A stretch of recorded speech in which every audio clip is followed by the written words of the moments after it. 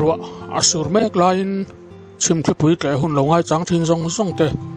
จีใบกระบุกเละเวกอาเจ้า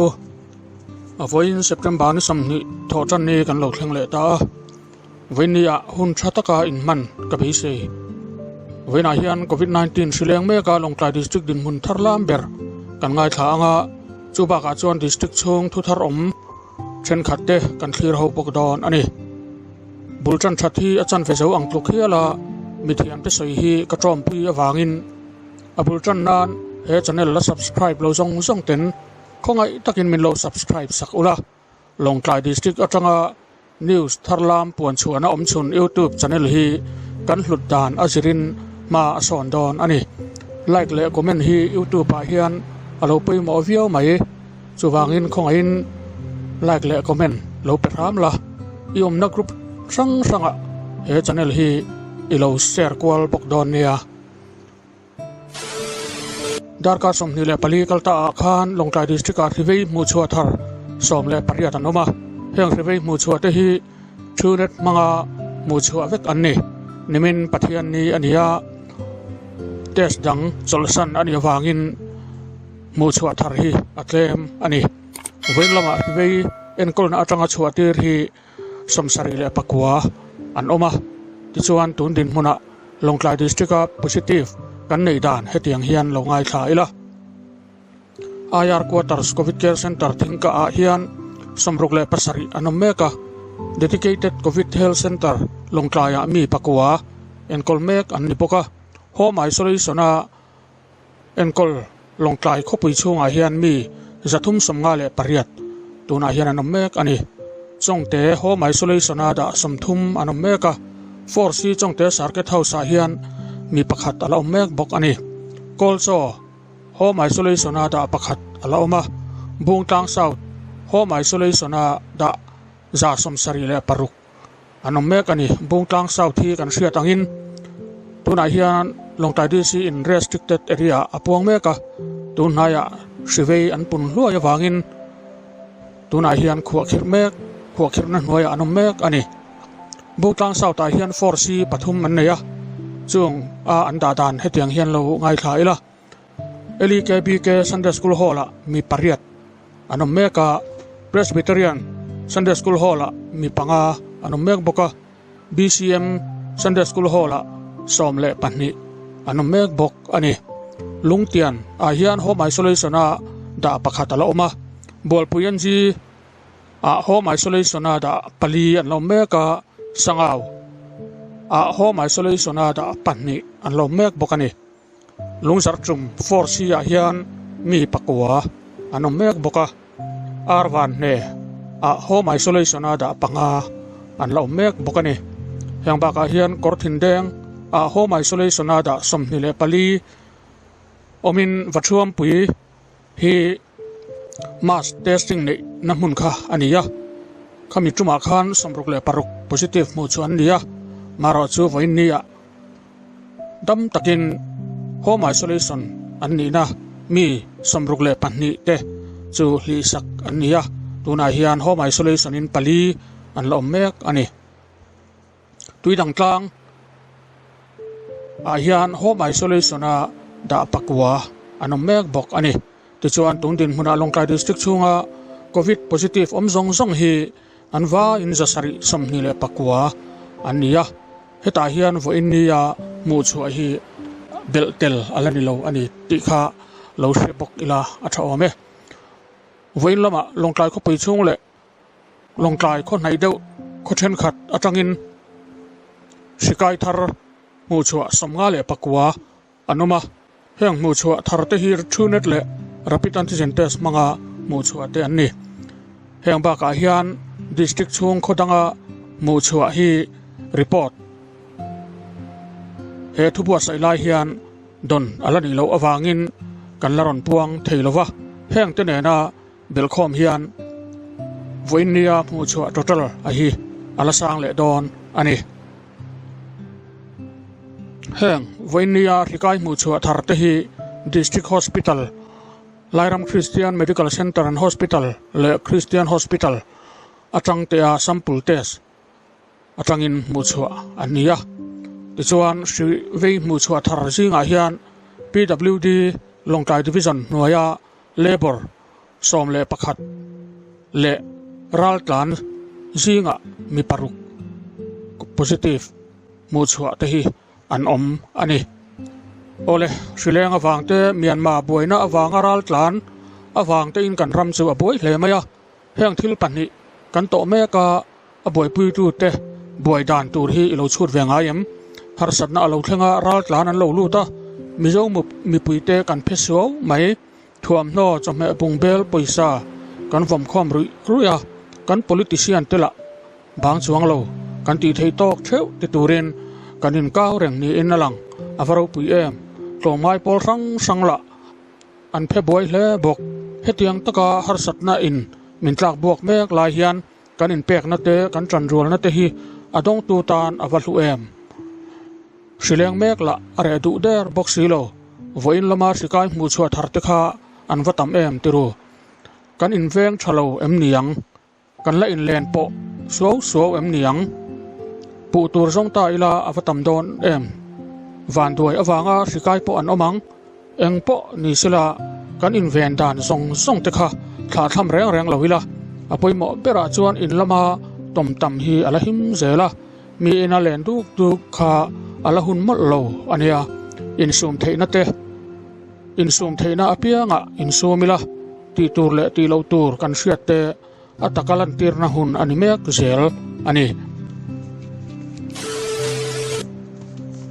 voin September ni samni thochan ni chundar som le pahnia khan lai autonomous district council pu vizir sanga chief executive member kai hruai Sawrkar a executive member atana ruat Tharte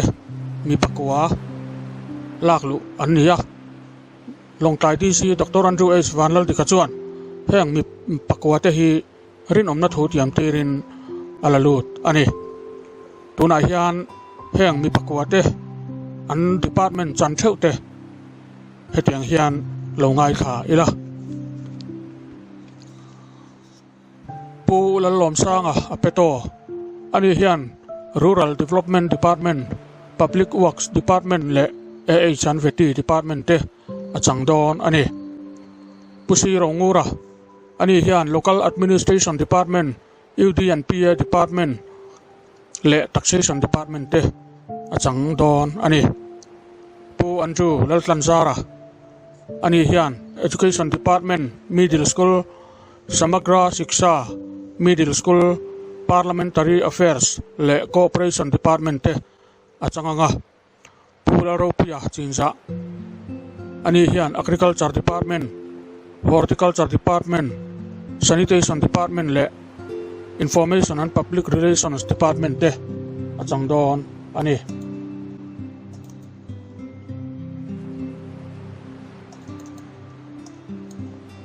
pu el Daniela ani hian Education Department Primary School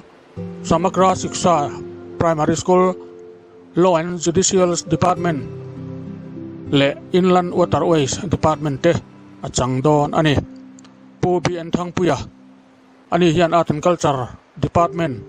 Land Resources Soil and Water Conservation Department Transport Department achangdon ani pu JB Van Hoy Social Welfare Department Disaster Management and Rehabilitation Department Sericulture Department te achang anga po si rang thianga ani hian Land Resources and Settlement Department Sports and Youth Services Department le Minor Education Department te achangdon ani po HC lal thom liana ani hian Public Health Engineering Department Industry Department le Fisheries Department te achang anga tichuan Chief Executive Member pu vizir sanga hian heng department te hi achang ve bokdon ani General Administration and Control Department Planning and Program Implementation Department Finance and Accounts Department Environment Forest and Climate Change Department Appointment Posting and Transfer achangdon ani voinia executive member laklu hian Chief Executive Member pu viazir sang chuan hekiang hian thu asaya Executive Member Tharte in vain chỉ bảy các bộ chua đủ sắp nát cả lại nó chữ phát hiện in căn đom lên nằm tan mò phun nó này là xiêm chua chúng mình có ngã chuan Executive Member ra hian mò các phun này thì do ngày tuần nó in mang này chuan thải in cái ring lâu phát hiện là mò các phun này thì khi in dân vô cái này thì lên chùa cái là thì cái đủ tập rất này khang portfolio cái hàng đầu lúc kia ta khan với là hệ muốn nó sôi sel atan puat thatu mà se mi pui dia ta sôi biết tu anh đi làm nó cái dia ta vàng in executive committee mà sa kan là sôi tu ra ngay ila tin với là hian pui na tu han sôi po athat rualin tam tak soi tu om rualin ka soi lo mai nga mà rồi chú các ngày cuối mùa em rồi chú kan duty kan execute na hian bial nei kan ya wangin mani chung ko le min du sak tu te party 50-50 ang songa in balance taka thu nei na kan nei hi kan mang lo ni chuan one side the win min huanga kong kan zo na yan chung ku ringot ngai sak ahim lowa min vo tu te ringot ngai sak hi ahim bok lowa tu wang chuan Sawrkar na kan la ka ni mo development kan pe ka po ni se in balance taka na kan tho chu mi kan tho kan ni chuan pu local tu re hi aeng halin ka ya chú vàng chuan i man ho lo wang o man ho taka kan ti hian kanin pal thu thi tu tiang ni lo chuan rei lo te rong kam moi lo ani lo yin ka ria kun kal to alan chi na wangin tram khat han thin mai hian ale ka hian kan ta du hian em wange in balance ta kan thu nei nei kan pan lo wa mani chung ko kan ta nan ha ma se kan lam chia thap an chuan chung ko po ka ti lu ngoi to lo chuan mi dang mi pui a hi ngai na om to lo chu wang chuan chung ko kha alien ber tu chuan ye ka ti lo concept tel nge nge tu ro ni tin min du sak tu mi re thei te lama kan ban kan par tu ni min du sak tu ten ke ma hian chan vo nei lo wa in phia thun na chuan MDC thin le abe se lo khop chu wang chuan tram khat han thing tamai thing le ta lo kan tam em bitru tu la chuan hai kan senior mo sa lo kala voi sa ri thing to apu mang hu atin ka in balance sakina la thiama moni o ti turin voi sa ri thing to nia chu wang chuan politics kan din ko ma hian min du sak tu party ho ka swiftly hi tuan chang tu ni politics khel an nom le tu dina point ni na kan soi du chu mi ni to na fika hoina hian kan thu ti i he thar ko in lulin mai hi awol khop mai politics hian thu nei na lal na ro huina choi moi na akin te la wangin ke ma ber emo kani in ti ha ol khop mai tum ya bang chuan mi ni to na ni ve mai kani ti khia in phim khul takin pathianin party kal sanga mi pui kal sanga thu nei na do kan min pe te ki imang thia mang ko ti ka sei lu tumia ni chuan en ton ta tak kan ni ngeng ka ring soi sel na ti chu mi ring kan ni chungin a lo thei la wa a ze lang chu ta chuan kan soi bel du so ko chu mi pui jing kan ni to wa tu na tu social media chak to khop maya WhatsApp group ban enila amoy lo bem tipo chule lo ba mani ngai dan puak chu ko lan tam ta le maya tumia bang chuan mani om hunayan chuan kanin dom ngoi cha om thi chunga chuan thin rimalak lo tu me na tha jing thi nang o tu chuan mi pui thing kan ni na lan ti ra ale pek tu ra hi mi ka kan ti chi sak thi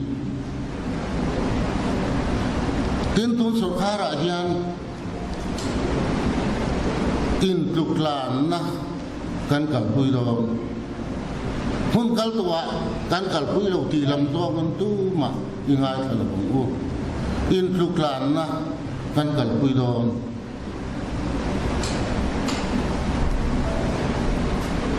sum le pa ya the me mai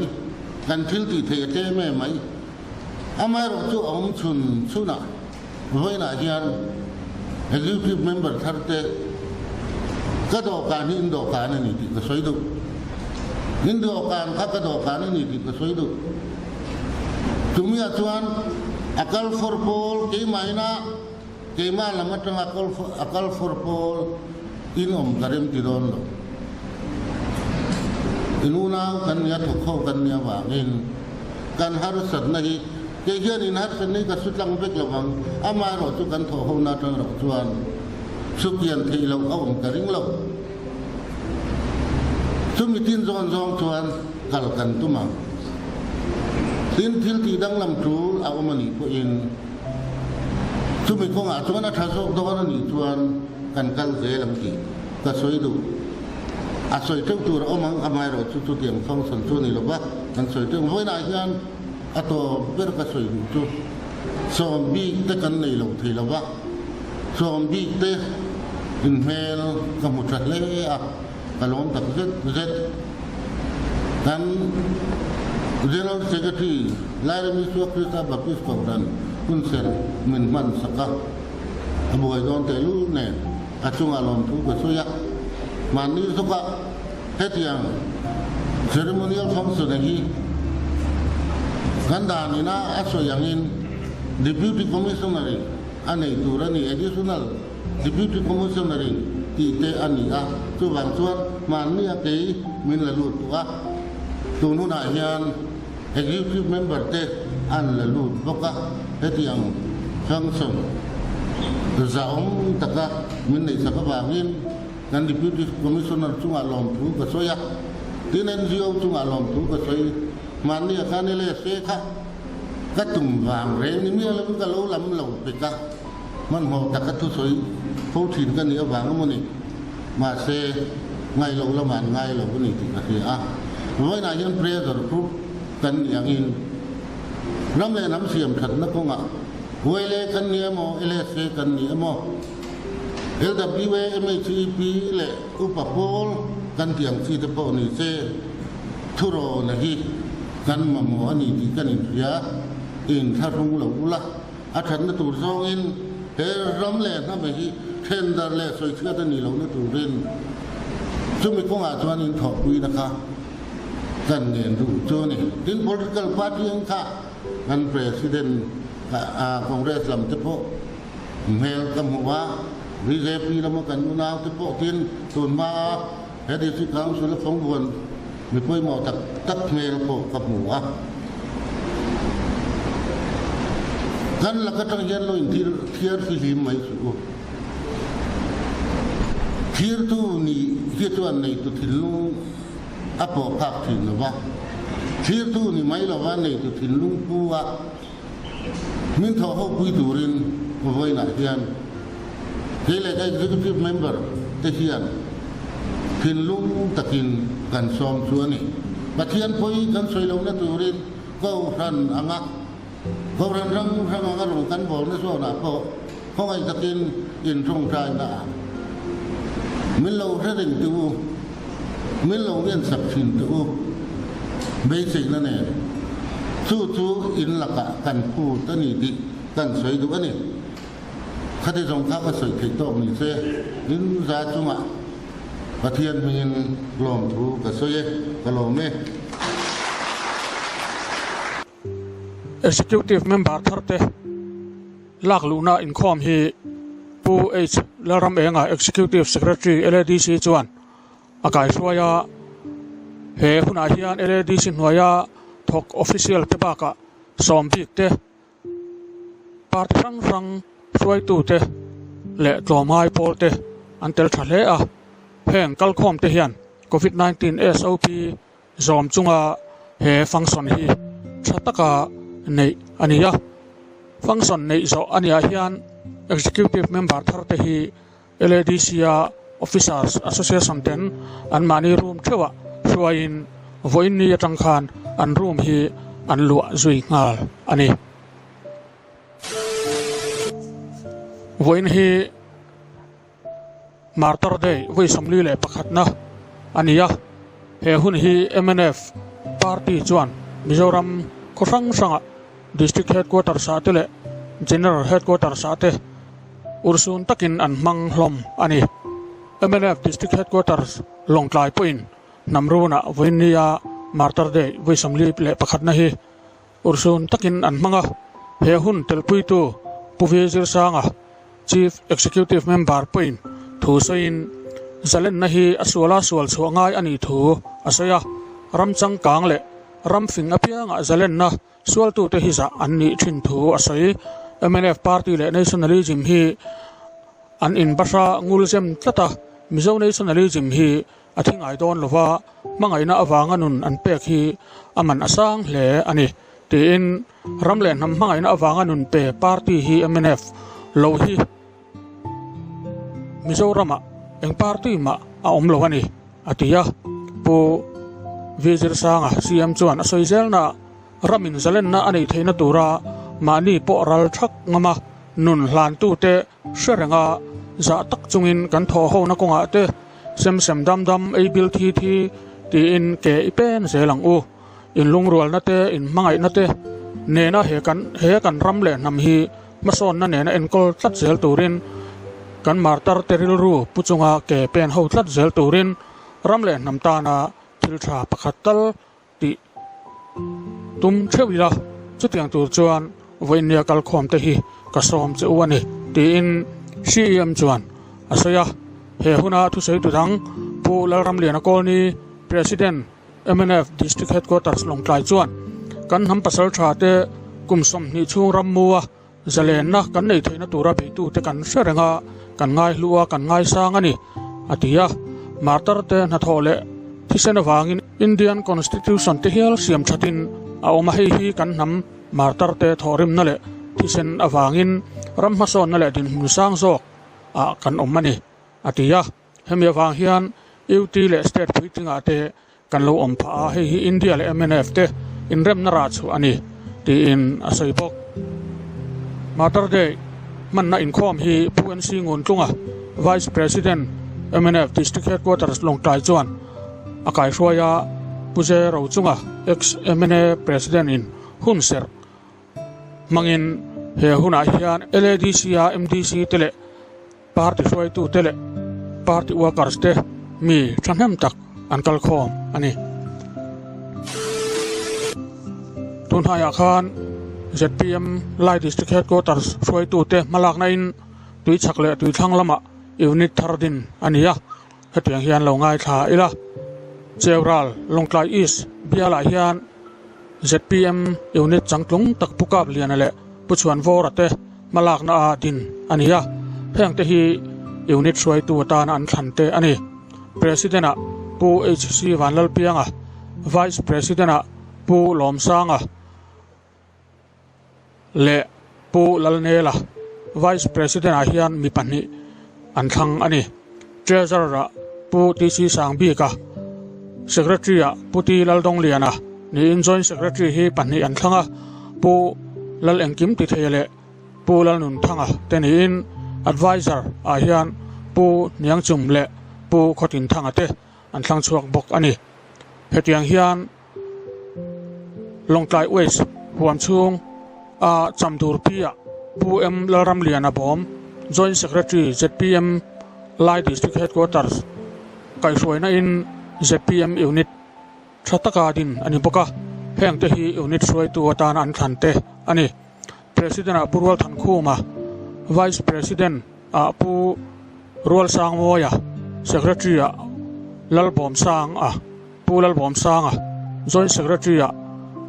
hian pahnih an thlang chuaka pulal thang moya le lal tha sang a treasurer a hian rual khup ala nin advisor a hian pu em ramlian a bom an thlang chuak bok ani Voinia ZPM Lai District Headquarters ten thu chu an siam danin tun lai hian Longklai District chunga ZPM khi ate mek ni in an tar langa MNF atangin P Eden Moi President MNF Women Front Unit Longklai 4 le puti chuan vora MA LLB te chuan ZPM an zom tharbok ni in an tar langa heng baka hian ko rang ranga ZPM unit thatak tak ading tharmek zel bok ni an tar langa ni hemi chungchanga hian ZPM Lai District Headquarters President Pu MC Laram chana chuan tunlai hian Aizol le Lunglei District khochung mun sang sanga thalai le khathiam le mi hoi zau ten kalphum thar Sawrkar din angai to ani ti hriain ZPM an zom mek zela Longklai District a po lairam thalai tele lairam politics kalphum thar din du ten ZPM an zom zel ni in tarlan ania hemi chungchanga hian adu apiang ten ZPM hi zom zel turin lairam thalai te pu MC laram chana hian asom bok ani tuna hian sangau khochunga Myanmar atangaral tlan hi mi zanga le pakhat anom meka heng ral tlan te chomdol na hi sangau area chunga VC sang ten tuna hian na an thok mek ani voin thotan ni pokhan sangau khochunga sangau wan le sangau tu VC le tlomai pol te chuan khotlang huap natlang kowin Myanmar refugee camp tur an sa he refugee camp sakna natlanga hian sangau khopum puya tangin mi zanga vel an thok chuak ani tundin hmuna hian sangau khochunga refugee chungkwa za som panni omin member hi zanga le pakhat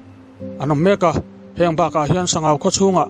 refugee home quarantine lai za chuang an lom mek bok ani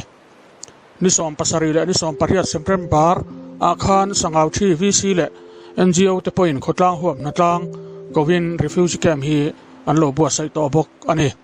sangau 4 VC te point refugee omna tur hi an lo ruam han lok vek to bok ani voini September ni somnia khan Longklai East BL to MLA pu HP Akzawa Vice Chairman Agriculture Development Board chuan sangau a tloin sangau khwa aluta refugee camp sa natlang te tanpuin atan hian sangau join VC hena cheng sing ni le silpalin som ni le pali ahlan ngal ani tin pu biakzawa hian sangau Primary Health Center a medical officer Dr. Noel Larem ruat hena PPE set le face mask thanem tak ahlan bok ani sangau khochung sangau 1 sangau 2 sangau 3 le sangau 4 ral tlante tuna heng tiangang hi tuna andin mun ani sangau 1 a hian chungkwa somthum le pasari omin member za somruk paruk anom meka sangau 2 a chungkwa somthum le pariat anoma chungko member hi za somruk le panga ania sangau 3 a hian chungkwa som panga ommekin chungko member hi somruk le pakhat ania sangau 4 a hian chungkwa somni le panni omin chungko member hi za le pakwa anom mekani ti chuan kan tarlan tong khan sangau area avi sirang sangte area chunga tunaral tlan ommek hi chungkwa za som panni ni in chungko member hi zanga le pakhat ania hengba ka hian pon tong khan heta chirtel lawa hi chungkwa home quarantine za member za borvel an lo ommek bok ani Satu dah saya kata tadi, like ni subscribe ka notification bell ni lo storin aron ngel che ani voin khan central oile ruai tu tele lairam isu Krista Baptist Kausan assembly ruai tu te chuan joint meeting nein Longtlai district chunga raltlan lo lut te chomdol zel dan tur an soi howa he huna hian raltlan Longtlai district a ron lut te chomdol zel na konga hian Kausan le central oile te chu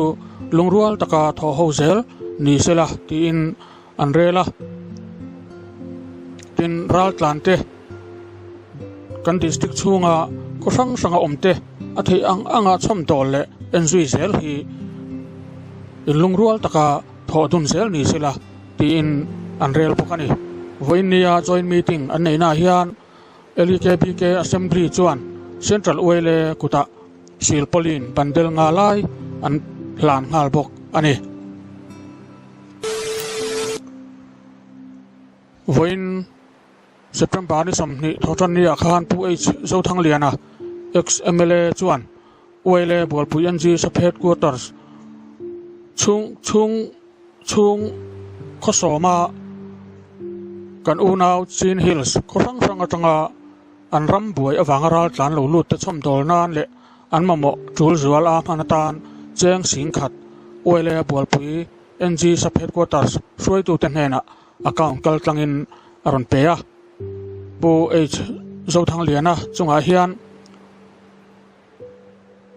bolpui NG sub headquarters oile chuan